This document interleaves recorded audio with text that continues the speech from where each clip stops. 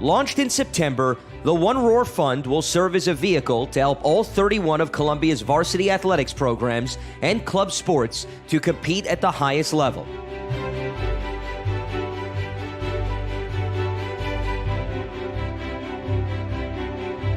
We remain committed to providing our student athletes with the best resources available to help them achieve their goals.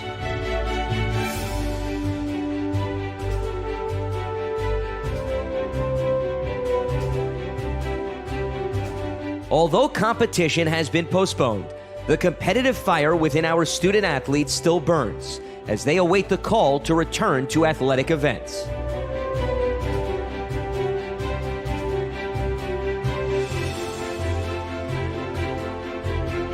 One Roar will provide our 700-plus student athletes with the necessary resources to stay in prime shape, mentally sharp, and above all, healthy and safe as we await the continuation of Ivy League play.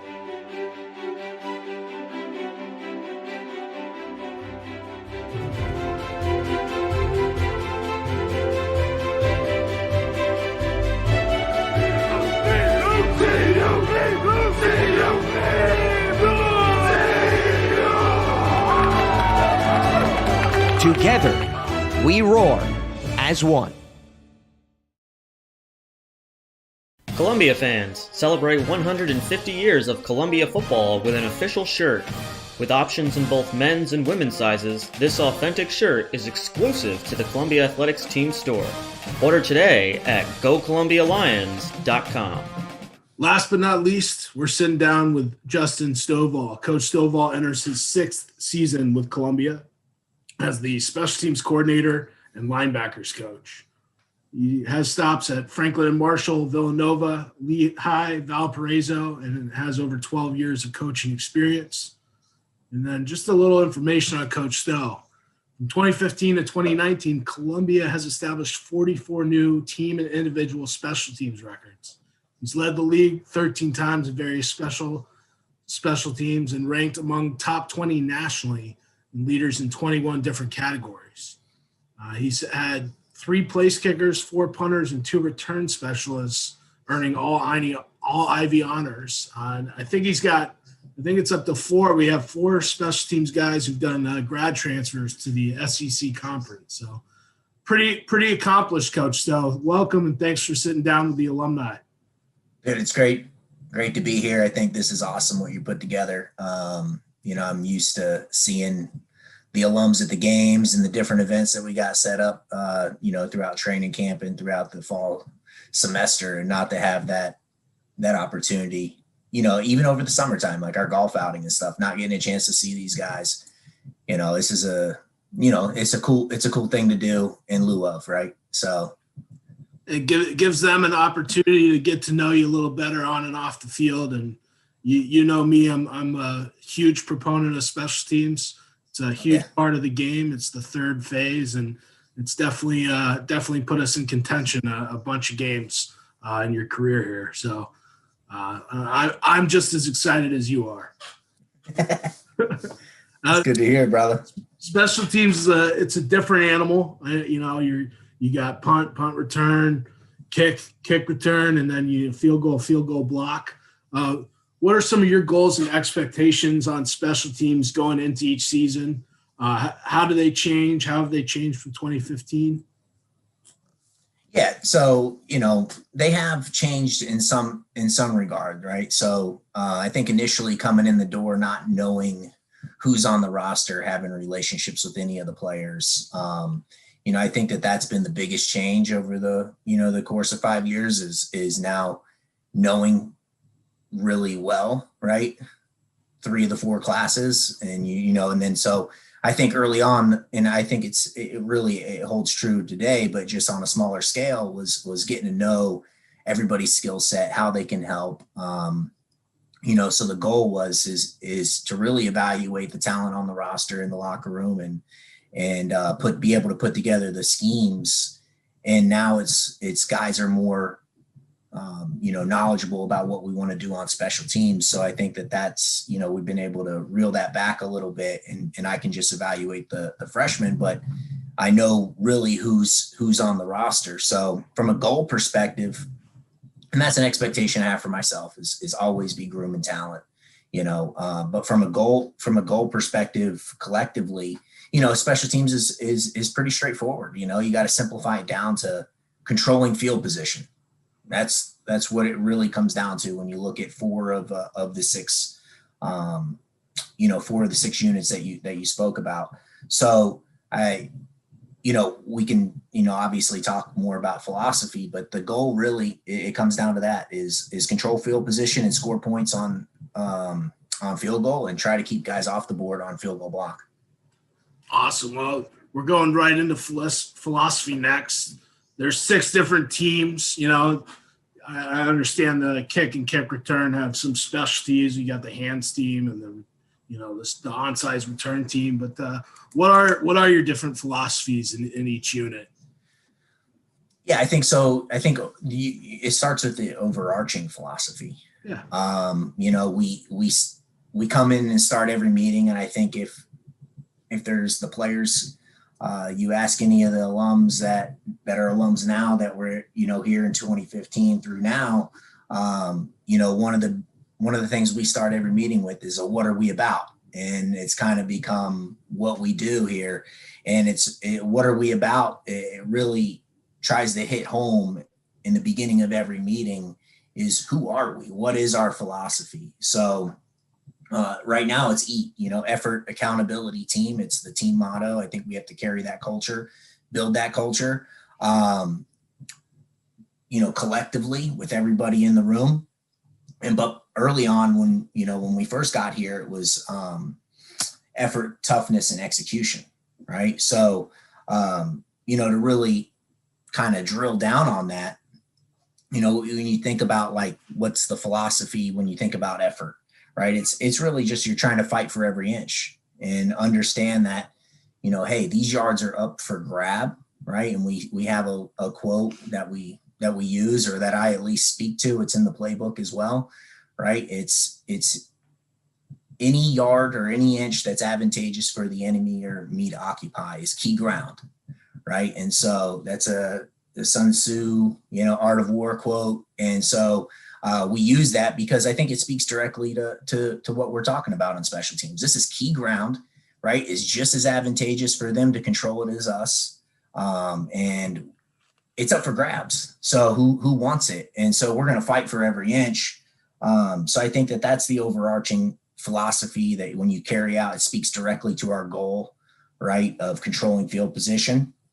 I think then, philosophically, I have to have, a personal philosophy when I speak to how I'm constructing our scheme, right, and what direction I want to take the unit in. And that goes for every single one of the 6 units that we're going to speak about. But, when I think about what's my philosophy for myself as a coordinator, it's to develop a plan. Well, having Coach Bagnoli, Coach Ferraro, when you look at their resumes, Coach Bagnoli's, involved directly with special teams. He's passionate about it. You're passionate about it, from an operations standpoint. And then Coach Ferraro being the defense coordinator, but having special teams history and experience at the highest level in the NFL. When you look at that from the top down, our ability to get time for these units and meetings, the time on the practice field, it's important. And that's what makes it great. But that, again, that's overarching. So I have the ability to develop a plan, right? And one of the things I've learned, I think it's always been ingrained in me, but really has rung true over these last 5 years is to really simplify things, right? And make sure that I don't try to over complicate any one of these units, right? And you think about it from a coaching perspective, right? I'm drawing on, Coach Taylor at wide receivers, Coach Durazio at running backs. Even before Fabish became a coordinator, I was drawing on him. And you look at the defensive side of the ball with Coach Edwards. I lean heavily on Coach Edwards, when it comes to the field goal block. And and Coach Murphy, and then even like Coach Skold, right, and Coach Kukish, right, and I'm leaning heavily on them from a organizational standpoint and scout team perspective to make sure that but the key is they're also have their own positions and their other responsibilities within the staff inside of the ball that they have to be operating at a high level, right? So it's not just the players that we're asking to do a lot when it comes to special teams, where they have a ton of other responsibilities on their side of the ball. It's the coaches as well. And I think that making sure that we're not doing too much, then it becomes a more of a distraction, or easily, you can easily forget a detail if you're trying to focus on too many different things. So my plan is always coming down to how to simplify these units down, all the way from the scheme to the technique. How can we cross over our technique and get better at punt return when we're focusing on punt? So that's the philosophy when it comes to a plan. And the reason that I do that is because I think another quote I live by on special teams is a plan, and I say it all the time, but a plan is great, right? But it means nothing if you can't execute the plan. That's the truth, right? So then it all comes down to execution. So I think that with the end goal being execution, it always keeps me in check on how I want to develop the plan. So that is the philosophy. So when you look at like punt, like philosophically, from a planning perspective and everything, we're spending the most time on punt, period, right? Out of all the 6. And the reason for that is because, it's the most important. And when you look at special teams in general, and if I'm talking to a young special teams coordinator, one of the biggest things I've learned is that, okay, 2 of the units, when we look at the main 4, take field goal block out of it, but like punt and kickoff, right? You have the ball in your possession and you're exchanging, right? And the job of those 2 units philosophically is to, and when it comes down to our goals of controlling the field, is to change the field, right? The ball's on our side, whether you're kicking from the 35 or the 40 on kickoff, right? Or you're backed up in your own end on punt. The main goal is to then exchange that field position and flip the field, right? And put the defense in a great position coming out to where now they have to drive further to score points, right? I mean, it's that simple. And then when you look at it from the other perspective, right, of when you're receiving the ball, right, they have possession, right? They're exchanging that with you now. And when you look at it from a simplification standpoint, it's very easy, right? If they're on punt, it's 4th down.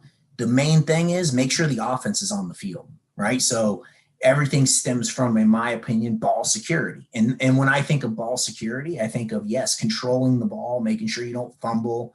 We have a saying, ball security is job security, right? So like, that's my job, right? Like from a job security standpoint, I take it that seriously, but it's also the job of the unit, right? Like if you're doing your job, if you're trying to secure the football when you're on a return unit, punt return. So it's all about making sure we don't give up a fake. Then it's all about making sure that we're fielding the football.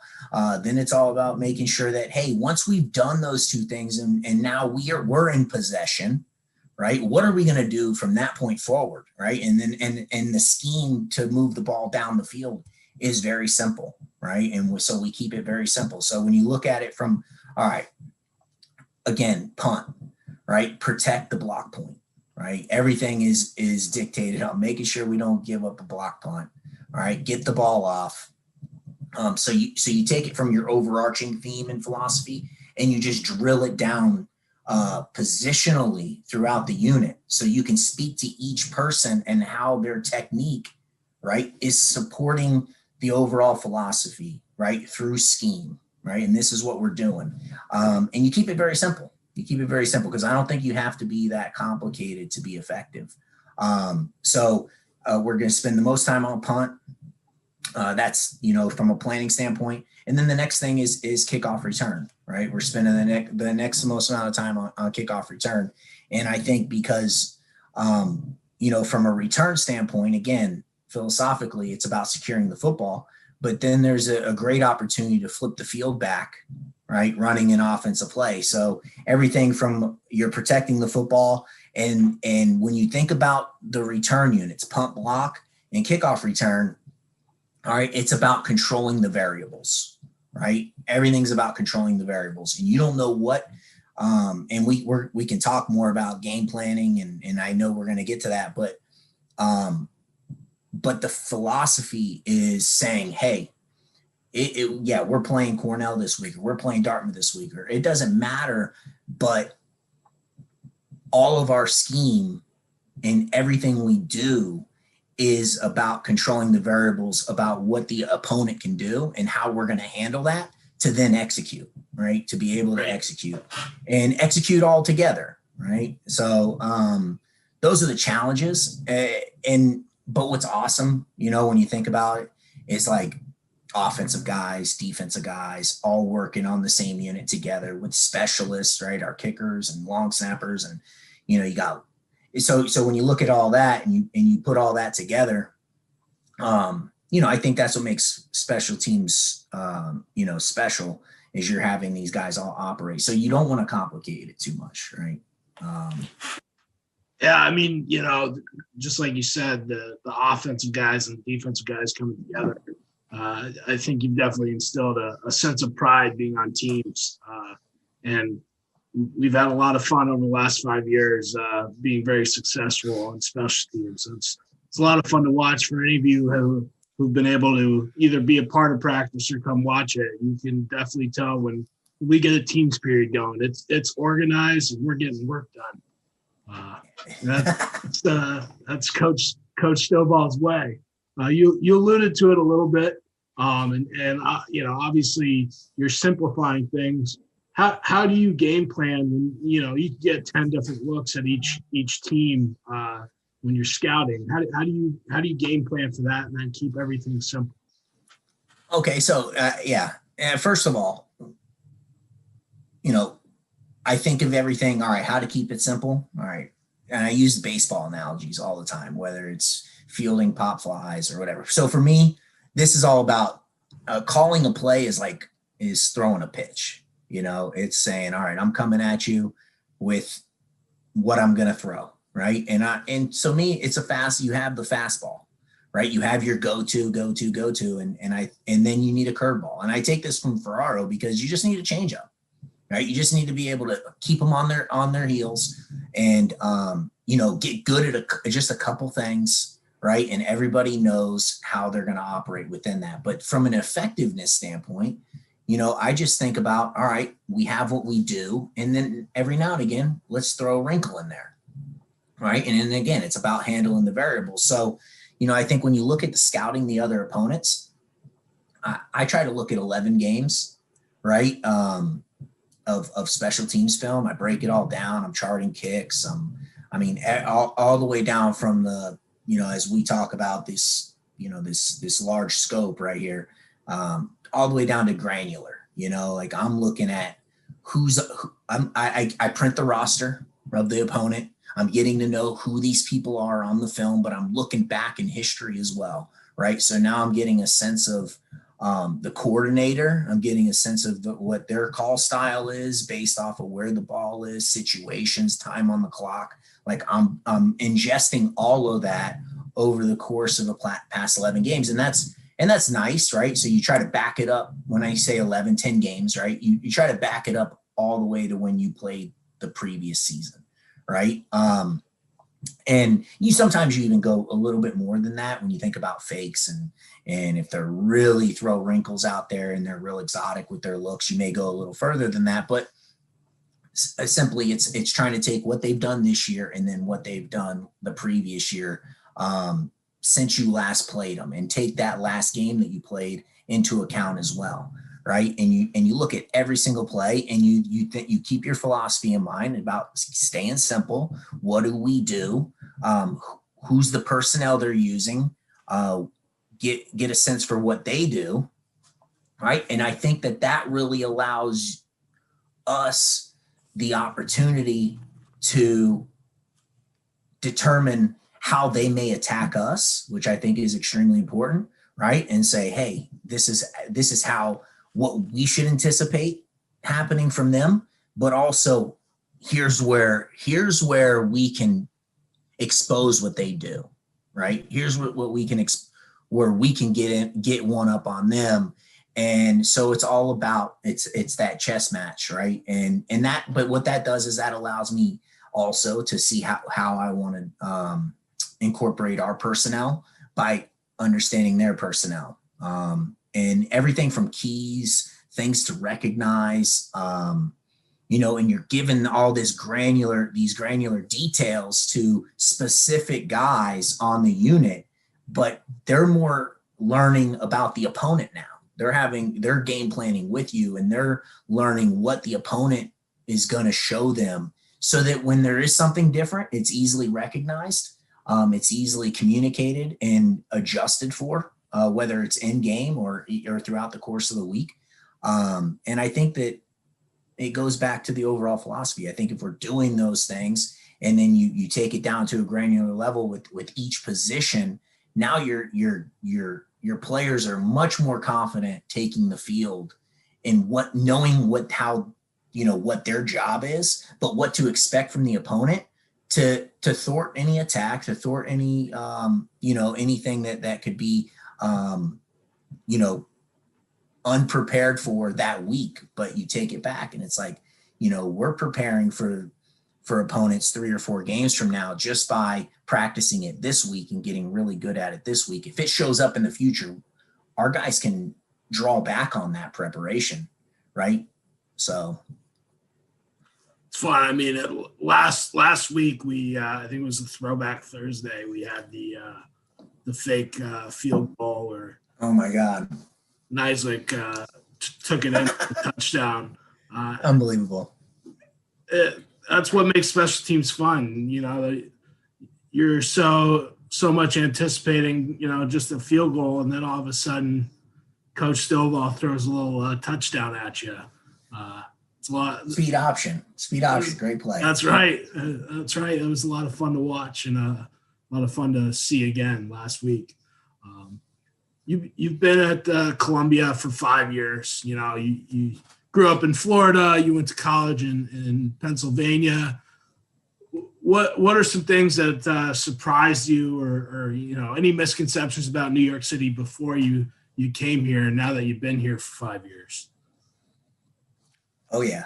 I think here's what I'll say. First, when you think about the city and Columbia and how they're together, I mean, when I think of in the city of New York, right? I mean, it's in the name of Columbia. So I think that's awesome, like the embracing of the city. But having never lived in a city before, I think the closest I lived to a city was, Villanova, and which isn't in Philly at all, even though they try to claim it and all that. But so I think that was the biggest concern of mine, like coming in, thinking about it. Like now that I look back on it, it's like, oh, I was thinking about it a lot like a recruit was thinking about it. And it blew me away just stepping on campus the first time. And I think it does that for a lot of people, especially if you've never been. And so that was the initial reaction, right? But I still had the concerns about how am I going to get around, right? And I was like, transportation. I didn't understand how awesome the city's like overall transportation methods were for a city with so many people, right? I've been in Atlanta, Washington, D.C., right? These other cities, but the traffic is horrendous. And then you get into New York and you're actually like, wow, I'm actually on the Henry Hudson Parkway cruising along here, right? And it's like supposed to be really bad traffic, right? You would think, but it's not. And then the same thing with the train. It does get packed at times. But so there was like all of this that I didn't anticipate just because of my lack of experience in the city. But I think the thing that's surprised me most about Columbia in general was just through ignorance alone, right? Not having Ivy League experience, and understanding like, wow, the network here is incredible. The sense of community, whether it's, and we're talking to alums right now, it's like the alumni network is incredible, right? And that's what makes this place really, really special. And I think differentiates it from any other place I've been, including where I went to school, right? And I think that was the misconception, is like, if I would have known what I know now, you know, I definitely would have tried harder to be an Ivy League student, right? Just because, and for me, that's just that's ignorance, right? So, but that's been really surprising, but also really helps with recruiting, because I can sit here with conviction and tell people, like, this place is awesome. And I don't think it's very genuine, right? Like, you know, people don't want anything phony when it comes to recruiting. And I think that there doesn't have to be any sense of phoniness when it comes to this place, because we're telling you exactly what it is. And we have that conviction because we're living it and it's real, right? The place is incredible. So Yep. I think that was my misconception, was just not knowing. And now that I'm here, it's like, this place is incredible. So This is a little bonus question, a little off script here, but you have any favorite places to eat in the city? yeah, I think my favorite wings are Lion's Head Tavern. Nice. Down on Amsterdam, and I think it's 108th Street. Like, I was like, and I think Blondie's is right there with them, right? Blondie's, I love the Blondie's wings. Like, so, but you know, I have to say Carmine's. I mean, you take me there every year for a couple times with the recruits. It's like, you know, most people would be like, all right, I'm through with it. Like, it's like, no, when are we going back? You know, when are we going back? So, yeah. So nice. Blondie's is a wings institution. Right. So, you know, you've been here 5 seasons. I kind of highlighted that, you know, you set a lot of Columbia school records. You've been ranked nationally. You've had some great players that are in all Ivy. What are some of your favorite special teams moments in your Columbia career thus far? I'll take this, you know, by year. You know, I when we first got here, 2015, our first game against Fordham, we had a KOR for a touchdown. You know, unbelievable moment. It was like, wow, you know, starting strong. That was awesome. But you spoke to that same year, right? We had, I believe, we had 2 wins that year, and one of the biggest was against Yale. Right. It was our first Ivy League win, you know, under Coach Bagnoli here, and Cam having that fake field goal. And what people don't know about that fake field goal, and to go back to one of your early questions, is like, why speed option? You know, the funny thing is I believe Yale faked the speed option field goal against Penn the week before they played us. So I know it sounds mean, but I basically took what they did and used it against them. And it was just like, you know, it was 100%, like when it all came down to Coach making the call. And I think all those things coming together are what made that play so special, besides the fact that it worked. Right. Yeah. But they did exactly what we knew they were going to do. And so it was set up perfectly. The guys executed. Like Dom Perkovic, if he's on here, you know, he still talks about his down block on that play. But I talk about him running out late on the field because he didn't know we were on field goal. And I'm like, we got 10 on the field. We're freaking out. You know, we're running out of play clock. But that turned into like just smoke and mirrors, right? Like, yeah.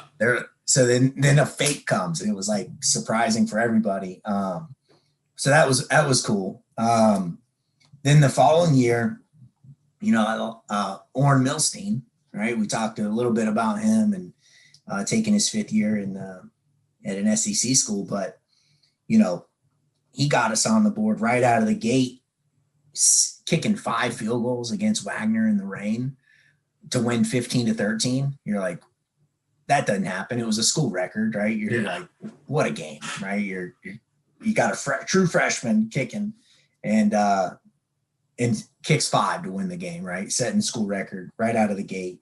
And then does it again against Dartmouth at homecoming. I think that was like, we snapped like some 15 losing streak. homecoming. And again, conditions were dicey. Defense played unreal, holding Dartmouth to 7 points, and we win 9-7 on homecoming. So, I mean, to be your first homecoming win in 15 years, that was extremely memorable, right? Then 2017, we come right out of the gate. I think it was number 2 all time, like game-winning field goals for Milstein. And it's like, all right, I don't even know if they listed the other 2 games, but this one, you know, is number 2 all time against Wagner with no time remaining on the clock, kicks a game-winning field goal. But what people don't remember really about that whole game is we blocked 2 field goals, right? We win 17-14, but, you know, so I think it's like an overarching, like, experience. That game was incredible. We're blocking 2 field goals. One of them was right before we got the ball, like we blocked the field goal. So it's our possession. There's a minute left in the game. Offense drives down. We get in a field goal range, and with no time left, Orrin puts it on ice, and it's like, this is incredible, right?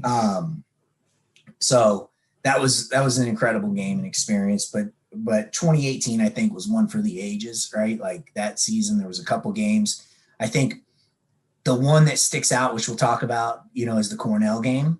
But I think the one that kind of slides away into history a little bit, but not in my mind. Like it's like the epitome of special teams performances when Drew Schmidt was punting. He punted 11 times, but 7 of them we downed inside the 20-yard line.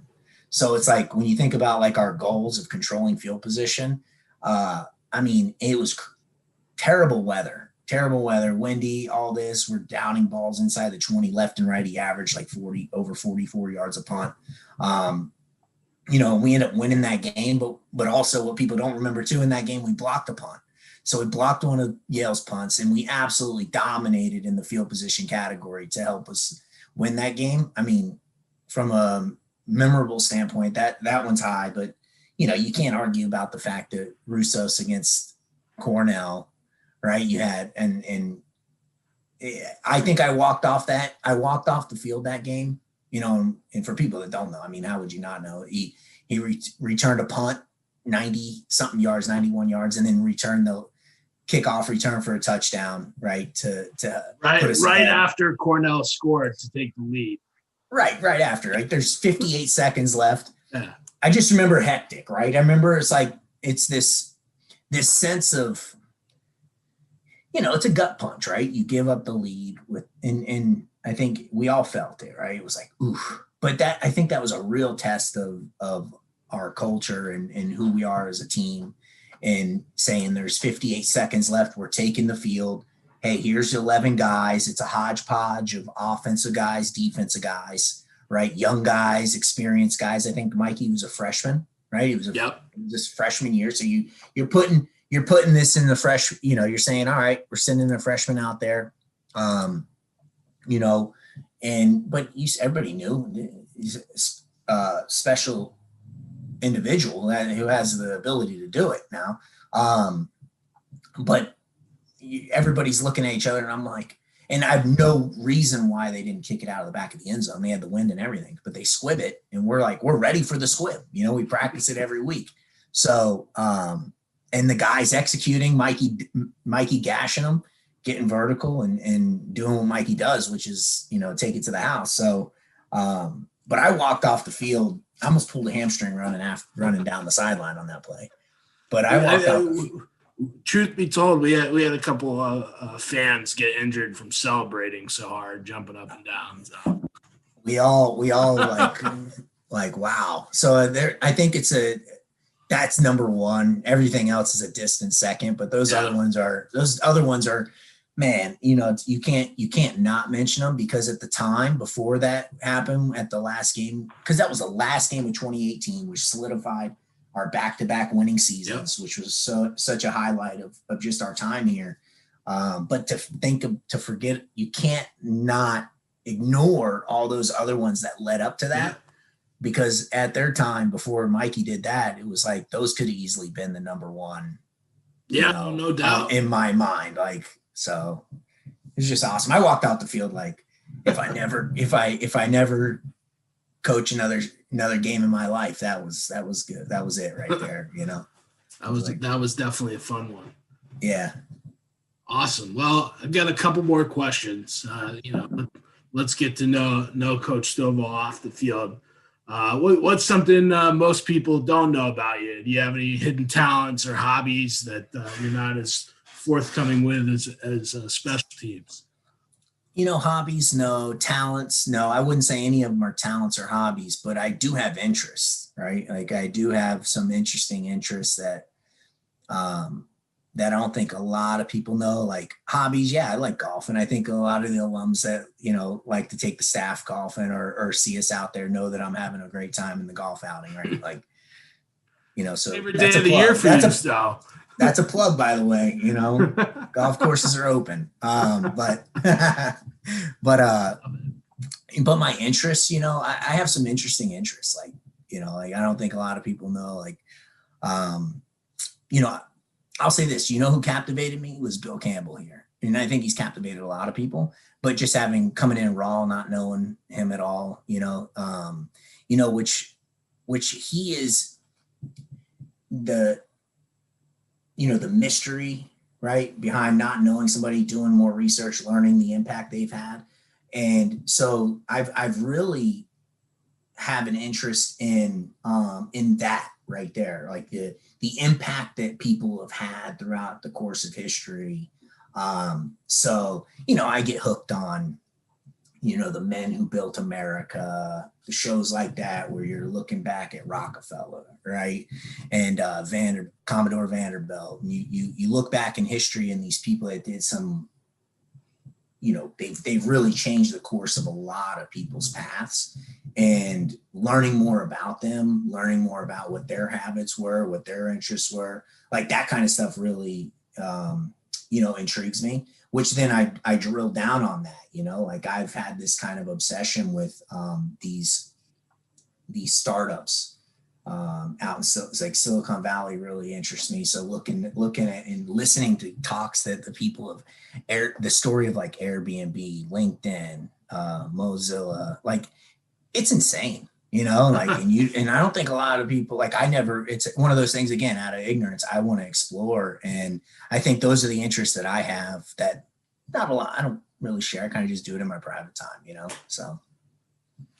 Well, yeah, I mean, football takes up a lot of time. I'm sure your little one takes up a lot of time, but it's definitely good to hear your interests outside of football. It's last question. Some may say this is the most important question. Over 5 years, we've had a lot of uniform combinations out there on the field. Do you have a favorite? Yeah, this one had me stumped, but not really, because my favorite one's all whites, all white everything. They just go top to bottom in the whites. I think we look good out there. Perfect. As good as it looks, yeah. Well, Coach Stovall, thank you for sitting down and chatting with the alumni. I know I learned a lot about you. I hope they did. And, I love talking special teams. So. Oh, yeah, no doubt. It's great being here, man. I appreciate it. Appreciate you doing this. So we have Chris Aline here to talk about what it was like to play with Coach Stovall. Chris, do you want to introduce yourself? Yeah, sure. I'm Chris Aline. I'm from San Diego, California. I was a kicker. I was class of 2019 at Columbia College. So, I've been around Columbia football all my life, essentially. My dad went to Columbia as well. So kind of just a big part of my family is Columbia. You've played an integral part in our special teams. I couldn't think of someone better suited to give us a little insight on what it was like to play with Coach Stovall and sit in his special teams meetings. Man, it was electric. Coach Stowe's electric. I would always sit front row because he was one of those coordinators that you could tell he cared about, the small things. And kicking is kind of one of those things. You're only on the field for a few seconds a game, but that it matters. You're putting points on the board.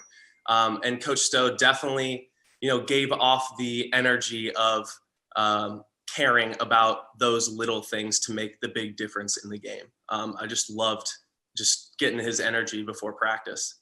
Thanks again. I really appreciate you sitting down, and I hope to see you soon, man. Absolutely. I hope to make it out to New York, and hopefully I'll be out at a bunch of alumni events, especially homecoming next year.